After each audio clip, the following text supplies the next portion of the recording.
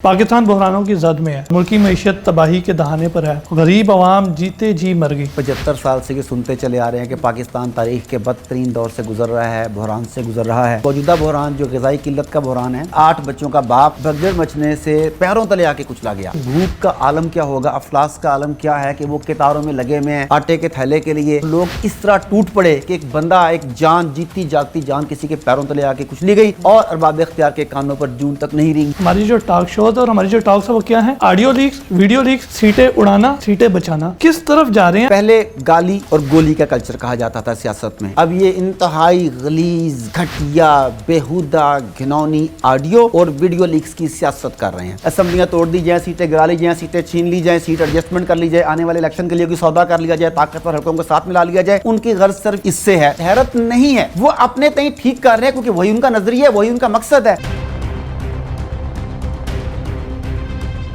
अस्सलाम वालेकुम नाजरीन, मैं हूं आपका मेज़बान मुजीबुर रहमान और आप देख रहे हैं डेयर टू टॉक। नाज़रीन, बात करेंगे इस हफ्ते पाकिस्तान में होने वाली अहम खबरों पर। हमारे साथ मौजूद हैं डॉक्टर आरिफ सिद्दीकी साहब। सर, बहुत शुक्रिया आप तशरीफ़ लाएँ। और साथ ही मौजूद हैं मखदूम अदील अजीज़ साहब। मखदूम साहब, बहुत शुक्रिया आप तशरीफ़ लाएँ। डॉक्टर साहब, आपसे शुरू करना चाहूँगा। पाकिस्तान बहरानों की जद में है और मुल्की मईशत तबाही के दहाने पर है। गरीब आवाम जीते जी मर गई। एक आटे की बोरी के हसूल के लिए तवील कतारें लगी हुई होती हैं। भगदड़ मचने से अभी रिसेंटली आपके सामने खबर है कि 6 बच्चियों का बाप जो है वो जान बहक हो गया। तो इस बदहाली का हल क्या है? क्या कहूँ, जो बहरानों का शिकार की आपने बात की, वो तो हम 75 साल से ये सुनते चले आ रहे हैं कि पाकिस्तान तारीख के बदतरीन दौर से गुजर रहा है, बहरान से गुजर रहा है। और मौजूदा बहरान जो ग़िज़ाई किल्लत का बहरान है, जिसमें भी आपने 6 बच्चों का कहा, वो 8 बच्चों का बाप था। 6 बच्चियाँ और 2 6 बच्चियाँ और 2 बच्चे, ठीक है, 8 बच्चों का बाप।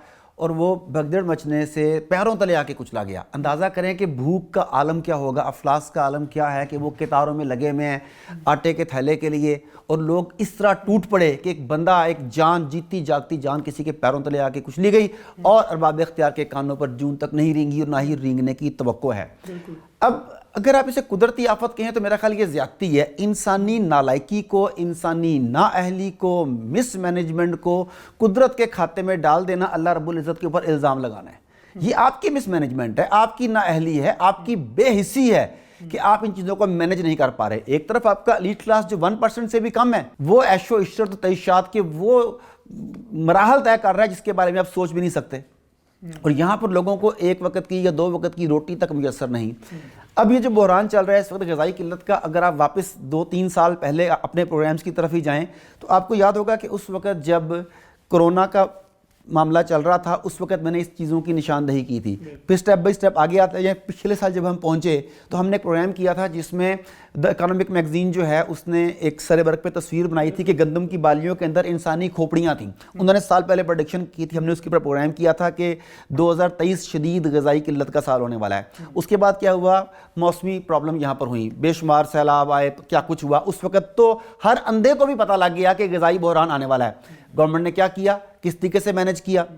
देखें, आप इसे कुदरती आफात के खाते में नहीं डाल सकते। अगर आप कुरान पाक पढ़ते हैं तो सैयदना यूसुफ अलैहिस्सलाम जब वो 7 साल का पहले से ज़ख़ीरा करते हैं, 7 साल की चीज़ों को मैनेज करते हैं, वो आपको एक सबक देते हैं कि आपने मुश्किलात का सामना कैसे करना है, आने वाले हालात के लिए तैयारी कैसे करनी है। तो आपके सामने तो खुली चीज़ें थी सारा कुछ। आपको इंटरनेशनल मार्केट से क्यों नहीं गंदम खरीदी, आपने मौजूदा गंदम को बचाया क्यों नहीं, आपने मौजूदा गंदम की सही तरीके से डिस्ट्रीब्यूशन क्यों नहीं की, आपने फ्लोर मिल्स को ब्लैक मार्केटिंग की, ज़ख़ीरा अंदोज़ी की इजाज़त कैसे दे दी। तो आप इसे कुदरत का इंतकाम नहीं कह सकते, इसे जमहूरियत का इंतकाम कह सकते हैं। हमारी एक लीडर थी, वो कहा करती थी कि जमहूरियत बेहतरीन इंतकाम है। और यकीन मानिए पाकिस्तानी कौम से इंतकाम लेने का इससे बेहतर तरीका था ही नहीं कि यहाँ पर जमहूरियत नाफज की गई। बच्चों के बाप को, उनकी औरतों को पैरों तले कुचला गया और उन्हें पैरों तले कुचल के इन्होंने अपने कद बुलंद किए। जी, कौम का कसूर है क्या? किस चीज़ का इंतकाम लिया जा रहा है? इस कौम का कसूर ये है कि इन्होंने ये वतन मांगा था ला इलाहा इल्लल्लाह की बुनियाद पे। अल्लाह के अलावा किसी की परस्तिश नहीं करनी, मगर इन्होंने जमहूरियत की देवी की परस्तिश करना शुरू कर दी। बनाया गया था कि हम अल्लाह रसूल के कवानीन की पैरवी करेंगे, इन्होंने कहा कि हम यूएनओ के कवानीन की पैरवी करेंगे, हम जो भी बैनुल अक़वामी इदारे हैं उनके कवानीन की पैरवी करेंगे। बनाया गया था कि सादिक और अमीन हमारे अमीर बनेंगे, हमने मोस्ट करप्ट को अपना अमीर मुंतखब करना शुरू किया। बनाया इसलिए गया था कि तकवा की बुनियाद पर सब मुसलमान इकट्ठे होंगे, जस्द वाहिद बनेंगे। हमने जोग्राफी हदूद में अपने आप को तकसीम कर दिया और नतीजा ये निकला। और जो गंदम वाला آٹے کے تھیلے والا جو واقعہ ہوا ہے یہ بھی ایک ہوا ہے.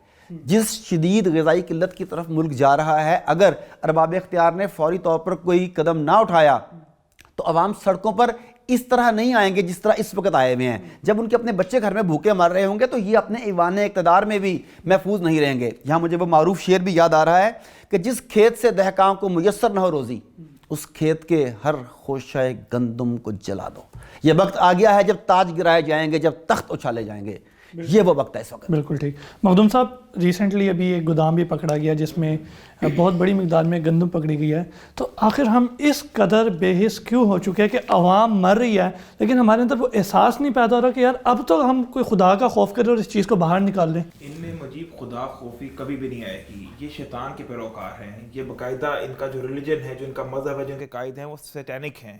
یہ طاغوت کے اعلی کار ہیں. آپ نے بات کی بھی 8 بچوں کا باپ کچل کر اتنی ذلت ناک اور اذیت ناک موت لاچارگی کے ہاتھ میں فوت ہوا ہے. اس پر ایک نام نہاد ہی کہوں گا میں انہیں، دانشور ہیں، فیس بک پہ وہ اپنا بھاشن اور گیان بانٹا کرتے ہیں. ان کی میں پوسٹ دیکھ رہا تھا، اس پہ ہزاروں تبصرے اور لائکس اور شیئر بھی تھے. انہوں نے لکھا یہ بندہ صحیح مرا ہے. اس کی ریزنز کیا بتائیں انہوں نے کہ اول اس نے اتنی کثیر اولاد پیدا کیوں کی کہ بیٹے کے چکر میں اس نے پہلے 6 بچیوں کو، پھر 6 بچیاں ہوئیں، اس کے بعد 2 بیٹے ہوئے، تو اس کا مرنا ہی بنتا تھا. اور جب اسے صحت نہیں دے سکتا، تعلیم نہیں دے سکتا، اعلیٰ ایجوکیشن نہیں دے سکتا، ہیلتھ کیئر نہیں دے سکتا، تو پھر یہ ایک آٹے کی بوری کے حصول کے لیے لائن میں لگا ہوا تھا. تو اس حد تک بیمار ذہنیت کے لوگ ہمارے دانشور بلکہ دانشگر بنے بیٹھے ہیں اس سوسائٹی میں. ان کو لوگ سنتے بھی ہیں، دیکھتے بھی ہیں، ٹی وی پر بھی آتے ہیں، وہ سیمینار میں خطاب بھی کرتے ہیں. دوسری بات، مطلب ایک مظلوم بندہ مر گیا، اس پہ بجائے یہ کہ تعزیت کے 2 لفظ بولیں، اسی کو الٹا تنقید کر رہے ہیں، اپنے جو اسلام کے خلاف بغض ہے اسے نکال رہے ہیں. دوسری بات، اس ملک کے آپ نے بات کی مستقبل کیا ہوگا. آپ دیکھیں کہ پچھلے 15 سال میں 20 سال میں ہم مارشل لا بھی دیکھ چکے، جمہوری نظام بھی دیکھ چکے، جمہوریت بہترین انتقام ہے بھی دیکھ چکے. کس کو ہم نے نہیں آزمایا. اب آگے کیا ہوگا؟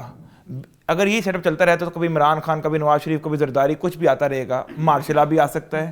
ہم نے مارشل لا بھی دیکھا کہ مارشل لا میں کون سی دودھ کی نہریں بیٹھتی ہیں، بلکہ ملک اور کمزور سے کمزور تر ہوتا چلا جاتا ہے. اگر ہم یہاں پہ سول وار شروع ہو جاتی ہے جس کا ڈاکٹر صاحب نے اشارہ کیا، تو وہ بھی کوئی حل نہیں ہے. مجبوری میں سول وار شروع ہوا کرتی ہے، جیسے سیریا میں ہو رہی ہے، یمن میں ہو رہی ہے، لیبیا میں ہو رہی ہے، مگر اس سے بھی کبھی بھی پائیدار امن یا اس مسئلے کا مستقل حل نہیں نکلے گا. تو بڑی افسوس کا مقام ہے. سال نو کا آغاز ہے. سال نو پہ انسان اپنے آبجیکٹیوز طے کرتا ہے اور خوش و خرم ہوتا ہے اور کچھ نئی امنگیں اس میں جنم لیتی ہیں. مگر میں پاکستان کے مستقبل کے حوالے سے صریحاً مایوس ہو چکا ہوں. 13 لاکھ ٹن گندم سندھ کے گوداموں میں پڑی سڑ گئی. ان سرکاری بابوؤں کو جو لوڈ نکالے کے بغل بچے ہیں، انہیں اتنی توفیق نہیں ہوئی کہ غریبوں میں تقسیم کر دی جائے، سیلاب متاثرین میں تقسیم کر دی جائے. تو مسئلہ ڈاکٹر صاحب نے بالکل واضح انداز میں نشاندہی کی تھی، مسئلہ قدرت کی طرف سے نہیں ہے، مسئلہ ان کی بد انتظامی ہے، ان کی بد خصلتی پر مبنی رویہ ہے جو یہ عوام سے اختیار کیے ہوئے ہیں. بالکل. ڈاکٹر صاحب، 8 بچوں کا باپ مر گیا، یہ کوئی چھوٹا سانحہ نہیں ہے. لیکن ہماری جو ڈسکشنز ہیں، ہماری جو ٹاک شوز ہیں اور ہماری جو ٹاکس ہیں وہ کیا ہیں؟ آڈیو لیکس، ویڈیو لیکس، سیٹیں اڑانا، سیٹیں بچانا. تو ہم کس طرف جا رہے ہیں؟ اور یہ سیاسی جو صورتحال اس ٹائم چل رہی ہے اور یہ سیاسی بے حسی جو چل رہی ہے، اس پہ کیا کہیں گے آپ؟ آپ نے لفظ بے حسی شاید ٹھیک استعمال کیا ہو، میں بھی اپنے پوائنٹ آف ویو سے. دیکھیں، پہلے گالی اور گولی کا کلچر کہا جاتا تھا سیاست میں. اب کلچر تھوڑا چینج ہوا، انہوں نے ترقی کی. اب یہ انتہائی غلیظ، گھٹیا، بیہودہ، گھنونی آڈیو اور ویڈیو لیکس کی سیاست کر رہے ہیں. اچھا، یہ آج کی بات نہیں ہے. پہلے بھی ایک جہاز سے خاتون کی تصویریں گرائی جاتی تھیں، روزنامہ پتہ نہیں امت تھا کہ جرت تھا، اس کے اندر اس کی تصاویر چھاپی جاتی تھیں، اور بے شمار اس طرح کے معاملات تھے. لیکن اس وقت سوشل میڈیا اتنا زیادہ نہیں تھا کہ یہ باتیں ٹاک آف دا ٹاؤن بن جاتی. اس وقت ہر آدمی ان کے بارے میں بات کر رہا ہے. ہمارے جو سیاسی اکابرین ہیں، سیاسی قائدین ہیں، ان کے نزدیک جیسا آپ نے کہا کہ اسمبلیاں توڑ دی جائیں، سیٹیں گرا لی جائیں، سیٹیں چھین لی جائیں، سیٹ ایڈجسٹمنٹ کر لی جائے، آنے والے الیکشن کے لیے کوئی سودا کر لیا جائے، طاقتور حلقوں کو ساتھ ملا لیا جائے. ان کی غرض صرف اس سے ہے اور ان پر حیرت نہیں ہے. وہ اپنے تئیں ٹھیک کر رہے ہیں کیونکہ وہی ان کا نظریہ ہے، وہی ان کا مقصد ہے. سوال تو میرا اور آپ کا ہے، سوال تو عوام الناس کا ہے کہ وہ سب کچھ جانتے ہوئے بھی اندھے ہو کر ان کے پیچھے کیوں جا رہے ہیں. جب آپ کو پتا ہے کہ آپ کا لیڈر کون ہے، آپ اس کے لیڈر کیوں کہتے ہیں؟ جب مجھے پتا ہے کہ میرے حلقے میں جو آدمی کھڑا ہے وہ کس کریکٹر کا ہے اور وہ کیا کر رہا ہے، میں اس کے پیچھے کیوں کھڑا ہوں؟ جب آپ کو پتا ہے کہ میرے قائد کی جھوٹی سچی جیسی بھی ہیں آڈیو ویڈیو لیکس ہو رہی ہیں اور وہ اس کے بارے میں چپ بیٹھا ہوا ہے. اس سے پہلے اپوزیشن والوں کے ساتھ یہی کچھ ہو چکا ہے. آپ کے ادارے برملا کہتے ہیں کہ ہمارے پاس اور بھی ویڈیوز موجود ہیں. آپ کی سیاسی پارٹی کی جو ٹاپ کی قائد ہے وہ کہتی ہے کہ میرے پاس بے شمار ویڈیوز موجود ہیں, ججوں کی ویڈیوز آپ کے پاس موجود ہیں, سیاستدانوں کی ویڈیوز آپ کے پاس موجود ہیں, آڈیو سرکاری افسران کی آپ کے پاس موجود ہیں. جب آپ کو پتہ ہے کہ یہ نظام انتہائی غلیظ, بدبودار, گھٹیا ہے, تو پھر بھی اگر آپ اسی نظام کو پوجتے ہیں تو قصور ان کا نہیں ہے, قصور تو آپ کا ہے. آپ کہیں کہ ہندو اگر بت کو پوجتے ہیں تو کیا وہ بت کا قصور ہے؟ مجھے بتائیں. وہ ان کا وہ پتہ نہیں کون کون سے بت ہیں ان کے, پتہ نہیں شیوا کا ہے, فلانا فلانا ہے, کالی دیوی ہے ان کی, لکشمی دیوی ہے ان کی. اگر وہ ان بتوں کو پوجتے ہیں تو مجھے بتائیے کیا یہ ان بتوں کا قصور ہے؟ اگر مکہ میں لات و منات اور عزا کی پوجا کی جاتی تھی تو کیا وہ لات, منات اور عزا کا قصور تھا؟ وہ قصور ان کے پوجنے والوں کا تھا, ان کی عقل اور شعور کا تھا. تو آج بھی اگر لوگ اس نظام کو پوجتے ہیں, ان قائدین کو پوجتے ہیں, ان کے پیچھے سر اٹھا کے چلتے ہیں, ان قائدین کا قصور نہیں ہے, قصور ان لوگوں کا ہے جو ان کے پیچھے چل رہے ہیں. دوسری طرف اپنا میڈیا لے لیں. میڈیا مسائل کو صحیح انداز میں پیش کرنے کی بجائے انہی چیزوں کو چسکے لے لے کے بیان کر رہا ہے. ایک ہی خبر کو, اس طرح کی سنسنی خیز خبر کو ریپیٹڈلی درجنوں مرتبہ, شاید 20 مرتبہ, شاید سینکڑوں مرتبہ ایک ہی چینل پہ ایک دن میں ریپیٹ کیا جاتا ہے. آپ مجھے بتائیے کیا آپ اب یہ ٹی وی چینلز اپنے گھر بیٹھ کے, اپنی فیملی کے ساتھ بیٹھ کے, اپنے بچوں کے ساتھ بیٹھ کے دیکھ سکتے ہیں؟ انٹرٹینمنٹ کے نام پر پہلے بےہودگی کا انہوں نے بازار گرم کیا, ہم نے انٹرٹینمنٹ بند کر دی کہ چلو نیوز کی حد تک رہتے ہیں. اب مجھے بتائیے کہ نیوز بھی اس قابل رہ گئی ہے کہ وہ دیکھی جا سکیں؟ جواب ہے کہ وہ بھی نہیں. پھر انٹرنیشنلی دیکھ لیں, پوری دنیا میں جس طرح سے پاکستان کا اور پاکستانی سیاسی قیادت کا تماشا لگا ہوا ہے, مجھے بتائیے اس کے بعد آپ سر اٹھا کے اقوام عالم میں کیسے جا سکتے ہیں؟ آپ کہتے ہیں کہ پرائیویٹ زندگی, فلانی زندگی, فلانی زندگی. بھائی پبلک فگر کی پرائیویٹ لائف نہیں ہوتی. یہ کون سمجھائے گا انہیں؟ صحیح, سوری جذباتی بہت ہو گیا. کوئی مسئلہ نہیں ہے ڈاکٹر صاحب, یہ ڈیئر ٹو ٹاک ہے اور آپ کھل کے بات کر سکتے ہیں. پر پاکستان میں ایک عرصے تک آمریت کا دور رہا, مشرف رجیم رہا, تو ہر کسی نے اس کو برا بلا کہا, مشرف ایسا, مشرف ویسا. ماشاءاللہ مخدوم صاحب نے کہا کہ ماشاءاللہ آتی ہے تو ملک کمزور ہو جاتا ہے. اب 15 سال ہو گئے ہیں ماشاءاللہ ختم ہوئے. سیاسی جماعتوں کی حکومت ہے, نہ صرف سیاسی جماعتوں کی حکومت ہے, متحدہ سیاسی جماعتوں کی حکومت ہے. اب تو سارے ایک پیش کے اوپر ہیں. اب کیوں ناکامی ہو رہی ہے؟ اب کیوں یہ ملک مضبوط نہیں ہو رہا؟ دیکھیں آپ بالکل ٹھیک کہہ رہے ہیں. اس میں آپ جمہوری نظام میں صدارتی پارلیمانی بھی دونوں دیکھ لیں. ہم نے صدارتی قریب ترین بھی دیکھ لیا, پارلیمانی بھی دیکھ لیا. اگر آپ چلو ماضی بعید میں نہ آ جائیں, ماضی قریب میں ہی آ جائیں, تو 1999 سے لے کر 2008 تک مشرف کی آمریت رہتی ہے. اس کے بعد سے اب تک مسلسل جمہوریت. جیسا کہ آپ نے کہا کہ اس میں پیپلز پارٹی نے بھی اپنا حصہ وصول کیا, نون لیگ نے بھی اپنا حصہ وصول کیا, تحریک انصاف نے بھی اپنا حصہ وصول کیا. اور صرف انہوں نے وصول نہیں کیا, ان کے ساتھ جتنی بھی ذیلی پارٹیاں ہیں سبھی نے اپنا حصہ وصول کیا, خواہ وہ MQM ہو, خواہ وہ کوئی دینی جماعت ہو, خواہ وہ جماعت اسلامی ہو. جماعت اسلامی نے بھی سیٹ ایڈجسٹمنٹس کی ہیں. جماعت اسلامی بھی اس نظام کا حصہ رہی ہے. جماعت اسلامی بھی کئی جگہوں پر اقتدار میں رہی ہے. وہ کہتے ہیں کہ ہم اس نظام میں شامل نہیں تھے, مگر وہ بھی اس نظام میں شامل تھے. پھر علاقائی صوبائی جماعتیں وہ بھی اس نظام کا حصہ رہیں. آپ مجھے بتائیے کہ آپ نے ہر جماعت کو آزما لیا, چھوٹی بڑی ذیلی, اجتماعی طور پہ ہر لحاظ سے آزما لیا. آپ نے آمریت کو آزما لیا, آپ نے پارلیمانی نظام کو آزما لیا, آپ نے صدارتی نظام کو آزما لیا, حتیٰ کہ آپ نے سول مارشل لا بھی آزما لیا, جو میں نے ٹرم ہی پہلی دفعہ پڑھی تھی پاکستان میں کہ یہ سول مارشل لا بھی ہوتا ہے. آپ نے سول مارشل ایڈمنسٹریٹر بھی بھگتا اور سول مارشل لا بھی بھگت کے دیکھ لیا. اچھا, اب جب ہم بات کرتے ہیں کہ جمہوریت ناکام ہو گئی ہے تو کئی لوگ ہمیں یہی تانا دیتے ہیں کہ تم لوگ تو مارشل لا کی راہ ہموار کرنا چاہتے ہو. دیکھیں, مارشل لا کسی بھی صورت قابل قبول نہیں ہے. جب ہم جمہوریت کی نفی کرتے ہیں, جب ہم جمہوریت کے فضائل جو لوگ سمجھتے ہیں انہیں ایکسپوز کرتے ہیں, تو لوگ سمجھتے ہیں کہ شاید ہم مارشل اللہ کی راہ ہموار کر رہے ہیں. سیدھی سی بات ہے, جس طریقے سے مارشل اللہ کی لوگ نفی کرتے ہیں ہم بھی نفی کرتے ہیں. جس طرح سے جمہوریت کی نفی کرتے ہیں نہیں کرتے, ہم اس طریقے سے کرتے ہیں. مجھے یہاں پہ یاد آ رہا ہے, مخدوم صاحب والٹائر ایک فلسفی ہے, اس نے بڑا خوبصورت فکرہ کہا. اس سے کسی نے پوچھا کہ جمہوریت میں اور آمریت میں کیا فرق ہے؟ کہتا ہے جمہوریت میں 100 بھوکے چوہے آپ کو نوچ نوچ کر کھاتے ہیں, اور آمریت میں ایک بھوکا شیر آپ کا گلا چیرتا ہے. مرضی آپ کی ہے, مرنا دونوں صورتوں میں آپ نے ہے. تو ان نظام ہائے حکومت میں جو انسانوں کے بنائے ہوئے ہیں وہاں پر مقتدر طبقے کو ہی سپورٹ کیا جائے گا. ہمیں جانا پڑے گا ونس اگین اسی طرف کہ اللہ کی زمین, اللہ کا نظام, اللہ کے بتائے ہوئے قوانین. ڈاکٹر صاحب, جانا چاہیے, عوام کی غلطی ہے, لات اور منات کی غلطی نہیں ہے. آپ کی بات میں مان لیتا ہوں. مسئلہ یہ ہے کہ عوام, آپ نے خود کہا کہ تمام جو سیاسی پارٹی ہیں جتنی بھی ہے, خواہ مذہبی ہے, سیاسی ہے, جیسی بھی ہے, وہ سب ناکام ہو چکی ہے. لیکن بغیر لیڈر کے عوام تو ہجوم ہے. ان کو کون لیڈ کرے, آگے کون بڑھے؟ آپ کیا سمجھتے ہیں کہ کسے اب یہ جو ہے نا وہ لیڈ سنبھالنی چاہیے؟ اگر آپ مذہبی طبقے کی بات کریں تو عوام کا ان پر اب اعتبار نہیں رہا. آپ سیاسی پارٹیوں کی بات کریں تو اگرچہ کہ یہ لوگ انہیں بت بنا کر پوچھتے ہیں لیکن اب ان کا بھی اندر سے اعتبار اٹھتا جا رہا ہے. تو پھر اس کا حل کیا ہے؟ دیکھیں کس کے پیچھے چلے، میں تو آپ کے پیچھے چلنے کے بھی تیار ہوں. اگر آپ واضح طور پہ کہیں کہ یہ کتاب ہے، کتاب اللہ، یہ سنت رسول ہے، میں اس کے مطابق چلوں گا، جہاں میں اس کے خلاف چلوں آپ میری گردن اتار دینا، آئی ایم ود یو. اگر افغانستان میں 19 لوگوں کے ساتھ وہ انقلاب شروع ہو سکتا ہے جس نے پوری دنیا کو ہلا کر رکھ دیا، تو یہاں پر تو اس سے زیادہ بندے ہوں گے. نمبر 1، اصل میں مجیب کسی بھی چیز کے لیے، کسی بھی بڑے پروجیکٹ کے لیے 3 ابتدائی مراحل ہوتے ہیں: اویئرنیس، پریپریشن اینڈ ایگزیکیوشن. ہمارا المیہ یہ ہے کہ ہم ابھی تک اویئرنیس کے مرحلے سے باہر نہیں نکل سکے. آپ مجھے بتائیے آج بھی کیا آپ کے اسکولوں کی درسی کتابوں میں نہیں لکھا ہوا کہ بدترین جمہوریت بھی بہترین آمریت سے بہتر ہے؟ یعنی وہاں پر لکھا ہوا ہے کہ بدترین بھی ہو تو یہ ہر نظام سے بہتر، اس میں خلافت کا، اللہ کے نظام کا ذکر ہی نہیں کیا جاتا. آپ کو کتابوں میں پڑھایا جاتا ہے کہ جمہوریت اپنے مزاج میں عین اسلامی ہے. آپ کے کئی علماء اس بارے میں فتاویٰ دے چکے ہیں کہ جمہوریت جو ہے اسے شرک کہنا بذات خود کفر ہے. یہ اب ہم ابھی تک اس تذبذب میں ہیں کہ یہ ٹھیک ہے یا نہیں. اور ہم کیا کر رہے ہیں؟ ہم اس پلیٹ فارم پہ کئی لوگ ہمیں آگے سے کہتے ہیں کہ دیکھیں پھر آپ سامنے آ جائیں. تو بھی ہم سامنے آئے تو ہوئے ہیں، اور کیسے آئیں؟ پہلا سٹیپ ہے پہلا سٹیپ ہے اویئرنیس. جب تک اویئرنیس پوری نہیں ہوگی ہم آگے کیسے جا سکتے ہیں؟ تو پہلے ہمیں اویئرنیس پھیلانی ہے کہ آپ نظام باطل کا حصہ بنے ہوئے ہیں، آپ کو نظام حق کی طرف لوٹنا ہوگا.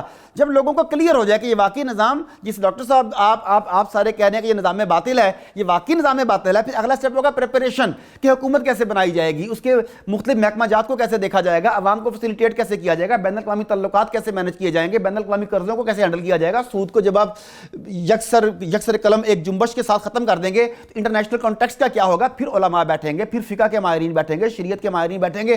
یہ ہوگی پریپریشن.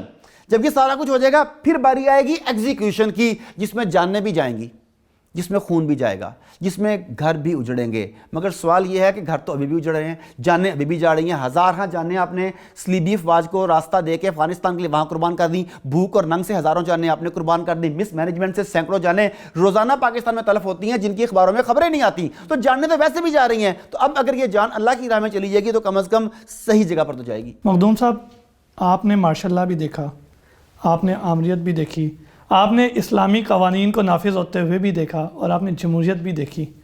ہر چیز کو ناکام پایا. اب اس تمام تر سچویشن میں حل کیا ہے؟ دیکھو مجیب، ڈاکٹر صاحب کو کہ بڑے فصیح و بلیغ انداز میں مفصل تبصرہ کر چکے ہیں. دیکھو حل وہی ہے جو کتاب اللہ میں لکھا ہے، جو ہم نے ریاست مدینہ میں دیکھا، جو سیدنا صدیق اکبر کا طرز عمل تھا، جو سیدنا فاروق اعظم کا طرز عمل تھا، جو سیدنا عثمان، سیدنا علی، سیدنا معاویہ رضی اللہ عنہ کا طرز حکومت تھا، طرز عمل تھا. اب یہ ہم کوئی فینٹیسی کریٹ نہیں کر رہے کہ ہم کوئی ان چیزوں کو ایگزیجریٹ نہیں کر رہے یا رومانٹیسائز نہیں کر رہے. وہ ایک نظام دے کے گئے. قرون اولا کا دور 125 سال تک تقریباً چلا ہے، وہ بہترین دور تھا. ہم جمہوریت کو کیوں اپنائیں؟ امریکہ کہتا ہے یا جن ادوار سے یورپ گزرا ڈاک کے، جس انلائٹن موومنٹ، اس کا ایک اپنا نظام ہوگا، اس کے اپنے سوشل نارمز کسٹم ایسے ہوں گے، ہم اسے برا بھی نہیں کہتے. مگر امریکہ کون ہوتا ہے پوری دنیا میں جمہوریت کے لیے جنگیں برپا کرے؟ وہ کون ہوتا ہے جمہوریت نافذ نہ کرنے پہ پابندیاں عائد کرے؟ وہ کون ہوتا ہے کہ جمہوریت کی ترقی و ترویج کے لیے امداد دے؟ وہ امداد مسلح شکل میں بھی ہو اور این جی اوز کی شکل میں بھی ہو. تو اگر امریکہ کسی چیز کو اچھا سمجھتا ہے اور مبنی بر حق سمجھتا ہے تو یقین جانو اس میں کچھ خرابی ہے، اس میں کچھ خامی ہے. تو ہم پہ جمہوری نظام کی جو یہ تلوار لے کے ہم پہ مسلط کرنے کی کوشش کرتے ہیں اور پھر اس میں بھی ناکام ہو گئے. 75 سالوں میں ڈاکٹر صاحب نے بتایا، وہ مجھے ایوب خان کا زمانہ یاد آ گیا، پارلیمانی نظام تھا، صدارتی نظام آیا. غیر دنیا کے جس خطے میں کوئی جمہور کا بچہ جو تھا وہ پیدا ہوا تھا اور وہ جوان ہوا تھا، ہم نے اسے گود لیا، لے پالک بنایا. ہم نے دنیا کی سب سے پہلی گریجویٹ اسمبلی بھی بنائی. بالکل گریجویٹ اسمبلی بھی بنا لی ہم نے، سول مارشل ایڈمنسٹریٹو بھی دیکھ لیا ہم نے. تو جمہوریت کا پاکستان میں سروائیول نہیں ہے، کسی طور پہ نہیں ہے. جب تک یہ جمہوریت کا لات و منات ہم پر مسلط رہے گا، باخدا پاکستانی قوم کبھی بھی ترقی کی منازل طے نہیں کر سکتی. ہمیں قرآن مجید کو اپنا آئین بنانا ہوگا، ہمیں اسلامی نظام کو نافذ کرنا ہوگا. پھر اس میں خون خرابہ بھی ہو، چاہے کچھ بھی ہو. خون خرابہ کہاں نہیں ہوتا؟ جنگوں میں, کرونا میں, بیماریوں میں, ڈاکٹروں کی غفلت کے باعث کہاں کہاں خون خراب, ایکسیڈنٹس میں اتنے ہزاروں لوگ مر جاتے ہیں ہر سال پاکستان میں. بالکل ٹھیک. تو اگر اسلامی نظام کے لیے اگر خون خرابہ ہو بھی تو اس میں حرج کیا ہے؟ ڈاکٹر صاحب میرا آپ سے سوال ہے کہ ہمارے ایک عامر گزرے ہیں, میں نے ان کے بارے میں پڑھا کہ انہوں نے کچھ اسلامی قوانین نافذ کیے تھے, ایک ان کے بارے میں آپ کا کیا خیال ہے؟ دوسری بات, چونکہ آپ کے کویسچن سے میں ایک کویسچن نکال رہا ہوں کہ عمران خان صاحب نے ریاست مدینہ کا نعرہ لگایا تھا, ابھی ایگزیکیوشن نہیں ہوئی تھی لیکن انہوں نے نعرہ لگا دیا تھا, تو آپ کیا ان کے پیچھے چلے تھے؟ دیکھیں زبانی کیا ہے, گفتار کے غازی اور کردار کے غازی. آپ نے کہا مجیب اگر آپ کہو گے کہ میں کتاب اللہ کے ساتھ چلوں گا تو میں آپ کے پیچھے. اگر ڈاکٹر صاحب نے یہ بھی کہا تھا کہ اگر کتاب اللہ سے فیصلہ نہیں ہوگا تو گردن بھی اڑائی جائے گی. ہاں میں وہی کہہ رہا ہوں ایگزیکیوشن نہیں ہوئی جی. آپ کو یاد ہوگا آپ ہی کے ساتھ پروگرام تھا اور میں نے اس میں کہا تھا کہ میں خان صاحب کے ساتھ ہوں, کیونکہ انہوں نے کہا تھا کہ میں جہاد کروں گا. تو جہاد کی ڈیفینیشن یہ ہے, اگر خان صاحب اس ڈیفینیشن کے مطابق چلتے ہیں تو میں خان صاحب کے ساتھ ہوں. خان صاحب نے کہا تھا کہ یہ حقیقی آزادی کی جنگ ہے, اگر یہ حقیقی آزادی کی جنگ ہے تو میں خان صاحب کے, آپ کو یاد ہوگا یہ ساری باتیں نا میری, میں نے آپ کے ساتھ کی تھی نا پروگرام میں. تو میں تو آج بھی کھڑا ہوں کہ وہ خان صاحب ہوں یا کوئی اور حکمران ہو, وہ نواز شریف صاحب ہوں, وہ بلاول بھٹو صاحب ہوں, کوئی اور, حتیٰ کہ الطاف حسین صاحب ہی کیوں نہ ہو, وہ کوئی بھی ہو, وہ کہتا ہے کہ بھی آپ مجھ سے بات کرو, سوال کرو, میں اس کا جواب دوں گا اور ہم آگے مل کے چلیں گے, میں ان کے ساتھ کھڑا ہوں. مگر اگر صرف نعرہ لگا کے عوام کو بیوقوف بنایا جائے گا تو پھر کسی بھی صورت یہ ممکن نہیں ہوگا. ڈاکٹر صاحب ہم اسلامی نظام کی, جمہوریت کی, آمریت کی بات کریں, لیکن اسلامی نظام کی اگر ہم بات کریں تو اسلام کے نام پر یہاں پر کیا کچھ نہیں ہوتا. ریسنٹلی ایک واقعہ پیش آیا کراچی میں, ایئرپورٹ پر ایک سیکیورٹی ڈیوٹی پر مامور مسیحی خاتون کے اپنی ساتھی کے ساتھ تکرار ہوتی ہے, تو وہ ساتھی جو ہے وہ اسے دھمکی دے دیتا ہے کہ جی میں آپ پہ توہین مذہب کا الزام لگا دوں گا.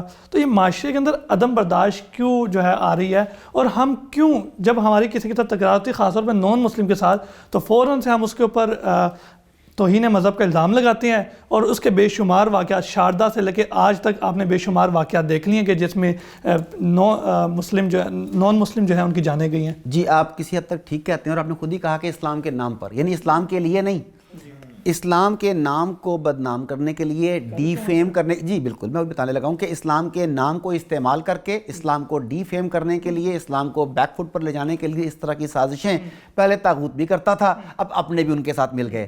اب یہاں پر لوگوں میں عدم برداشت کی جو بات کر رہے ہیں وہ اس حد تک ہو چکی, انہیں اس بات کا اندازہ ہے کہ یہ ایک سینسٹیو ایشو ہے اور اس ایشو کے اوپر وہ کسی بھی اقلیت کو دبا سکتے ہیں. تو سب سے پہلے تو بات کرنے سے پہلے میں اس واقعے کی شدید مذمت کرنا چاہوں گا, شدید.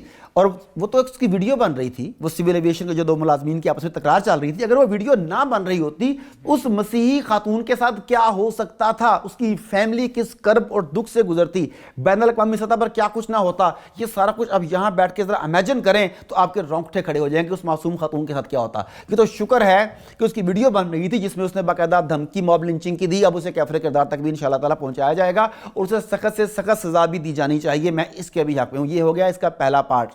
مگر دوسرا پارٹ بھی ہے اس کا, جس نے جھوٹا الزام لگایا اسے کیفر کردار تک پہنچانا حکومت کی ذمہ داری ہے, اسے کیفر کردار تک پہنچانے کے لیے حکومت پر دباؤ ڈالنا میری, آپ کی, ہم سب کی ذمہ داری ہے. اس بات کو یقینی بنانا کہ آئندہ سے ایسا کوئی واقعہ نہ ہو, یہ بطور قوم یہ بھی ہم سب کی ذمہ داری ہے. اس سے تو کوئی سیکنڈ اوپینین ہم جا ہی نہیں سکتے دوسری طرف. لیکن جنہوں نے سچ مچ کی توہین رسالت کی, کیا انہیں بھی کیفر کردار تک پہنچانا, ان کے ساتھ بھی ایسا کرنا کہ آئندہ سے کوئی ایسی جرت نہ کرے, کیا یہ بھی ہماری ڈیوٹی نہیں ہے؟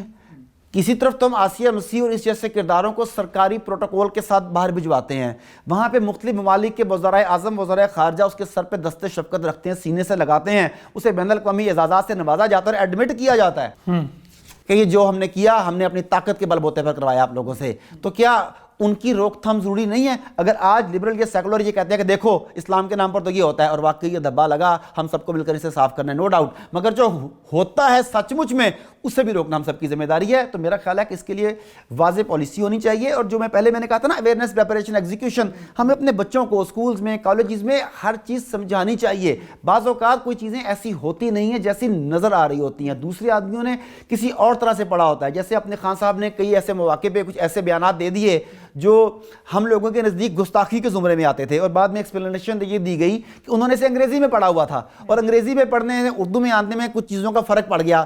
تو ایسی سچویشن میں کیا کرنا چاہیے, معاملے کو کس آدمی تک لے کے جانا چاہیے, قانون کو خود ہاتھ میں لینے سے پہلے کون کون سے پراپر چینلز کو اڈاپٹ کرنا چاہیے. رسول پاک صلی اللہ علیہ وسلم اور دیگر جو ہماری مقدس ہستیاں ہیں ان کی عزت تکریم کی حفاظت کے لیے سرکاری سطح پر کیا کیا جائے، ان سب چیزوں کو میرا خیال اگر ملایا جائے تو تبھی ایک مثالی معاشرہ تشکیل پا سکتا ہے۔ بالکل ٹھیک۔ مخدوم صاحب، آپ سے جاننا چاہوں گا، ہم ایک اسلامی معاشرے میں رہتے ہیں اور ہم اپنا بدلہ لینے کے لیے کسی بھی نان مسلم سے ہم کیوں مذہب کا استعمال کرتے ہیں؟ دیکھیں، اس میں آپ پوری پاکستانی قوم کو یا پوری مسلم قوم کو کٹہرے میں کھڑا نہیں کر سکتے۔ یہاں پہ الحمدللہ لاکھوں جو ہیں وہ غیر مسلم ہمارے بہن اور بھائی رہتے ہیں، تو کیا 20 یا 22 کروڑ مسلمانوں کو سب کا رویہ تو ان کے ساتھ ایسا نہیں ہے؟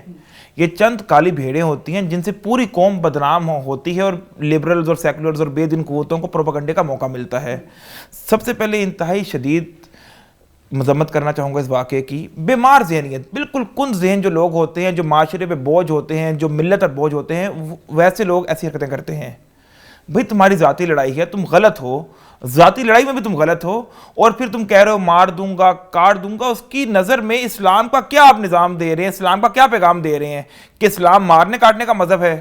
میں مولویوں کو بلا لوں گا، میں تمہاری موب لنچنگ کروا دوں گا، ابھی یہ کر دوں گا، وہ کر دوں گا۔ تو آپ یہ دیکھیں، اگر ویڈیو نہ بن رہی ہوتی تو کیا ہوتا؟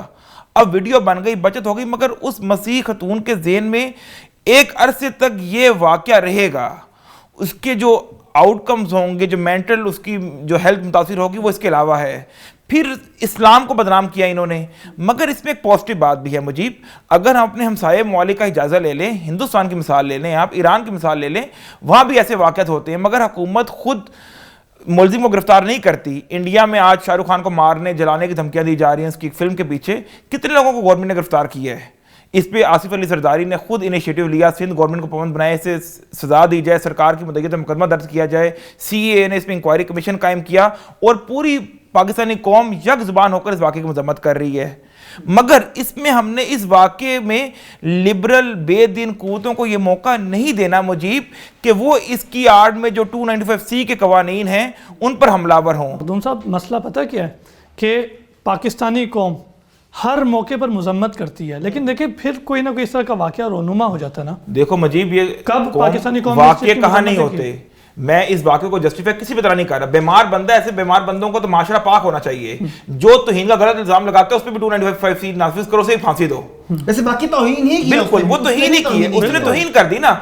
اگر کوئی کسی پہ جھوٹا الزام لگائے گا توہین کا اور وہ ثابت نہ ہو سکے اور بندے کا جھوٹ عیاں ہو جائے تو اسی پر توہین کی سزا لاگو ہوگی۔ تو مجیب ہمیں اس چیز کو روکنا ہوگا، اس کا سدباب کرنا ہوگا۔ ہم کسی بھی طور پر ان قوانین پر حملہ ور ہونے کی اجازت نہیں دے سکتے۔ کیوں نہیں دے سکتے؟ اس کی وجہ ہے 1984 سے لے کر 2023 تک 31 سال سے بھی زیادہ ہو گئے، 40 سال کا ہو گئے، بلکہ 83 ٹو آنورڈ 23 میں آ گئے ہم۔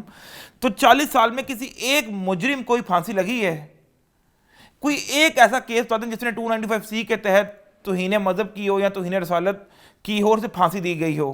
سینکڑوں ملزمان پورے پاکستان کی جیلوں میں قید ہیں، جبکہ کچھ ملزمان کو ہم نے باقاعدہ رہا کروایا۔ آسیہ بی بی کی مثال بھی ہے، اور 90 کی دہائی میں ہمیں چند ایسی مثالیں ملتی ہیں۔ تو جب ایسا بھی ہوگا تو یہ بھی قابل مذمت ہے۔ تو اس کا سمپل حل یہ ہے میری نظر میں کہ جو جھوٹا مقدمہ قائم کرے اتنی حساس دفاعات کا، تو اسے ہی سزا دے دی جائے اسی الزام میں، کیونکہ یہ خود بذات خود توہین ہے۔ کسی پہ الزام لگانا توہین مذہب کا بذات خود ویسے توہین یہ ہے۔ بھی بڑا خطرناک ہو سکتا ہے جی، ویسے تو ہم نے یہ بات کہہ دی جی، کیونکہ یہ بھی خطرناک ہو سکتا ہے کہ کوئی آدمی اس کے بعد اس ڈر کے مارے ہی اس چیز کو رپورٹ نہیں کرے گا کہ اگر میں ثابت نہ کر سکا۔ ہمارے ہاں تو شراب کی برآمدہ بوتلیں شہد کی بوتلیں بن جاتی ہیں، ہمارے ہاں چرس کے جو بھرے ہوئے ڈبے ہوتے ہیں وہ کوئی دوائی بن جاتی ہے، کوئی معجون بن جاتی ہے۔ تو اب اگر یہ قانون ہو گیا تو یہ ممکن ہے کہ کیونکہ طاقتور طبقہ تو انہی کے ساتھ ہے، تو جس کسی نے بھی اپروچ کیا اسے انہوں نے جھوٹا ثابت کر کے یہ خطرناک صورت۔ ڈاکٹر صاحب، سوشل میڈیا کا دور ہے، کوئی چیز جو ہے وہ اتنی جلدی اب وہ نہیں، ایسی صورت میں جیسا ابھی واقعہ ہوا ہے نا جس بندے نے کوئی کیا، وربل بات کرتا ہے، کوئی محفل میں تکرار ہو جاتی ہے، اس طرح کا واقعہ جو ہوا ہے نا ابھی، جو اس کی ویڈیو بھی بن گئی، ایسی صورت میں تو اسے کڑی سے کڑی سزا دی جائے۔ لیکن دوسری صورت میں اگر ہم یہ والا مطالبہ رکھتے ہیں تو میرا یہ خیال ہے کہ یہ خطرناک ہوگا۔ اسلام میں جو زنا کے اوپر جو شواہد والی بات ہے وہ بھی آپ کے سامنے کتنی کڑی ہوا ہے، پھر اس کا مطلب تو یہ ہو گیا نا۔ لیکن نہیں، اس طرح میں کے بیجز تو لگانے چاہیے۔ ہاں، لیکن یہ میں کہہ رہا ہوں کہ اگر یہ بھی دیکھیں کہ ملک کی صورتحال کیا ہے، آپ کی عدلیہ، آپ کی اشرافیہ، آپ کے طاقتور طبقے کس کے ساتھ کھڑے ہیں، کہ یہ نہ ہو کہ ہم ایک ایسی طاقت ان کے ہاتھ میں دے دیں کہ اس کے بعد کوئی بول ہی نہ سکے. لیکن ڈاکٹر صاحب مسئلہ تو یہ ہے نا, جو 295C کے کیسز ہیں وہ آدھے سے زیادہ خود مسئلہ کی لڑائیوں میں ایک دوسرے پرچے کٹوائے. بالکل ایسے ہو رہا ہے. تو اس یہاں پھر علماء کرام, جید علماء کرام, اسلامی نظریاتی کونسل اور وفاق المدارس, یہ ان کے اوپر ڈالنا چاہیے بات, مل کر یہ بیٹھ فیصلہ جائیں کریں اور اس کا حل نکالیں. کیونکہ اگر پاکستان جیسے معاشرے میں video leaks, audio leak, Joyland film release ہو گئی تو کل کو اس پہ بھی حملہ ور ہو جائیں گے, مذہبی جماعتیں کیا کر لیں گی؟ اس طرح کے ایک دو واقعات اور کریٹ ہو جائیں گے. اور یہ خود بھی کر سکتے ہیں کریٹ, خود بھی کر سکتے ہیں. پریشر بنے گا, سوشل میڈیا پریشر آئے گا, چند انفلوئنسرز بات کریں گے, نام نہاد محققین و صحافی بات کریں گے, کچھ علماء سو اس بارے میں بات کریں گے, تو ان پہ امینڈمنٹ ہوگی تو آپ کیا کر لیں گے؟ تو اس لیے ابھی وقت ہے, وقت ہاتھ سے گیا نہیں, موقع ہے. علماء کرام کو چاہیے کہ یقینی بنائیں کہ اس قانون کا غلط استعمال نہ ہو سکے. بالکل ٹھیک. بہت شکریہ مخدوم صاحب, آپ نے اپنا قیمتی وقت دیا. ڈاکٹر صاحب آپ کا بہت شکریہ, بڑی تفصیلی گفتگو کی آپ نے. ناظرین یہ تھا آج کا پروگرام جس میں ہم نے کرنٹ سچویشن کے حوالے سے بات کی. اپنے میزبان مجیب الرحمان اور ڈیئر ٹو ٹاک کی پوری ٹیم کو اجازت دیجیے. اللہ نے کے بعد.